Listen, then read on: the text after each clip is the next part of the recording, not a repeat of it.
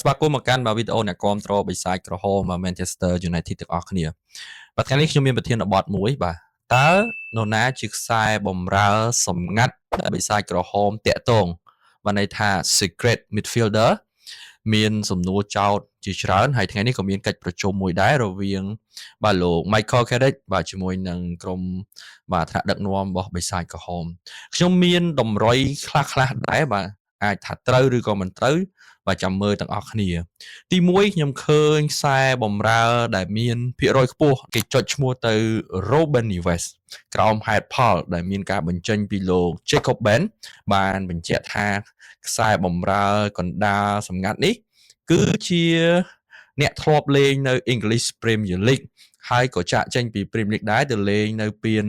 រង្វាន់អឺរ៉ុបផ្សេងបានលីកផ្សេងៗនៅ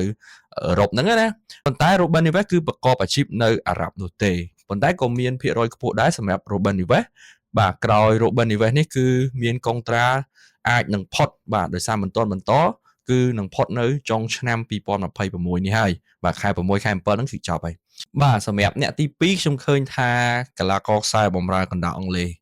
គឺ Robert Lewandowski បាទបច្ចុប្បន្នគឺនៅ AC Milan ក៏ជាមុខសញ្ញាមួយដែរអាចថាជា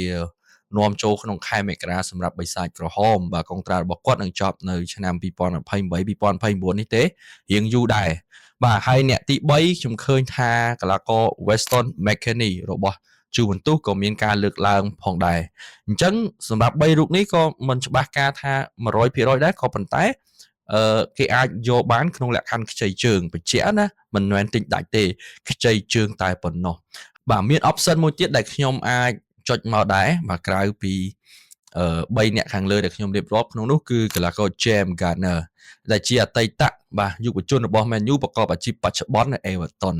បាទ James Garner នេះអាចនឹងមកក្នុងលក្ខខណ្ឌខ្ចីជើងឬក៏ free transfer ពលគឺគាត់នឹងផុតកុងត្រានៅខែ6ឆ្នាំ2026នេះហើយគាត់អាចថាបានអាចយកគាត់មកព្រោះគាត់ក៏ល្មមអាចនឹងសម្រាប់គេហៅពេញចិត្តសម្រាប់លោក Carrick ណាអញ្ចឹងជារួមខ្ញុំអត់ដឹងថា3នាក់និង4នាក់ទាំង Garner នេះខ្ញុំរៀបរាប់ហ្នឹងត្រូវមួយណាទេប៉ុន្តែរងចាំមើលទាំងអស់គ្នាដោយសារគេឲ្យពាក្យថាខ្សែបំរើសម្ងាត់បាទជាចុងក្រោយបើអរគុណទាំងអស់គ្នាចាំអ៊ុតមើលថាតើខ្សែបំរើសម្ងាត់គឺជាអ្នកណាបាទបាយបាយ